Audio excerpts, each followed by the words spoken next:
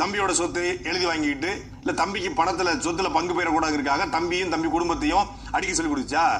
தம்பியோட மகளை கடத்தி கொண்டு வந்து வைக்க சொல்லிச்சா கிறிஸ்டியானிட்டி? அப்படி ஏதாவது பைபிள்ல இருக்கு? பைபிள்ல போய் தம்பி பொண்டாட்டி போய் வீடு புகுந்து கட்டை தூக்கி அறா அப்படின்னு ஏதாவது பைபிள்ல வாசகம் இருக்கா?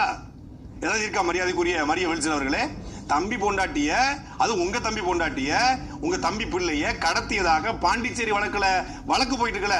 இப்படி தம்பி பொண்டாட்டி அடித்து தம்பி மகளை கடத்தி பாண்டிச்சேரி நீதிமன்றத்தில் வழக்கு வாங்கடா மகனே அப்படின்னு பைபிள் ஏதாவது வாசகம் இருக்கா? மரியாதைக்குரிய மரிய வில்சனே, கிறிஸ்டியானிட்டி அன்பை கத்து கொடுச்சு, தமிழை கத்து கொடுக்கல.